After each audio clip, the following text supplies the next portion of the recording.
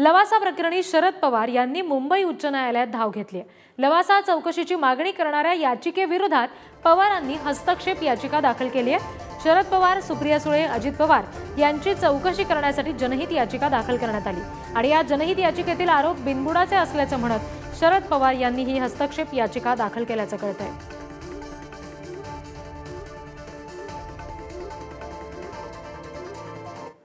तर ही चौकशीची मागणी करणारे याचिकाकर्ते नानासाहेब जाधव यांनी या सगळ्या संदर्भात काय प्रतिक्रिया दिली आहे बघूया। मागची जी याचिका होती ती सिव्हिल याचिका होती। हा महत्त्वाचा फरक लक्षात घ्या।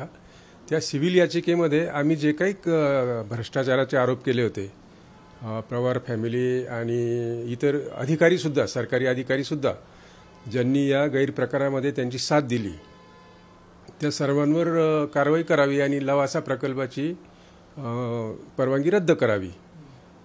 मागच्या न्यायमूर्तींनी हे सगळं मान्य केले आमचे आरोप, परंतु उशीर झाल्यामुळे आणि आता इतके मोठं बांधकाम पाडणं शक्य नाही म्हणून आमची याचिका फेटाळली नाही, काढून टाकली, फक्त काढून टाकली।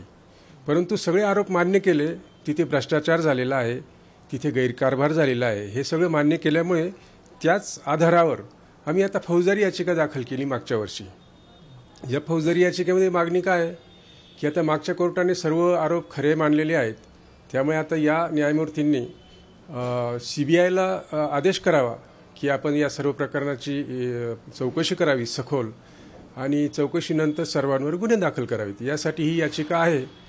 तर काल आमची तारीख होती त्याच्यामध्ये, तर याची माहिती शरद पवारांच्या वकिलांना मिळाली आणि ते तिथे हजर झाले आणि त्यांनी माननीय न्यायमूर्तींना अशी विनंती केली की आम्हाला या याचिकेमध्ये शरद पवारांतर्फे काही म्हणणं मांडायचं आहे, तर ती संधी आम्हाला द्यावी। वास्तविक शरद पवार, अजित पवार, सुप्रियाताई सुळे आणि इतर सर्व सरकारी अधिकारी दोषी, हे सर्व दोषी आहेत। माननीय न्यायमूर्तींनी मागच्या वेळेस ते गृहीत धरलं आहे, म्हणजे हेल्ड केलं आहे तसं। तर या सर्वांवर गुन्हे दाखल करा अशी मागणी असल्यामुळे हे संभाव्य आरोपी आहेत।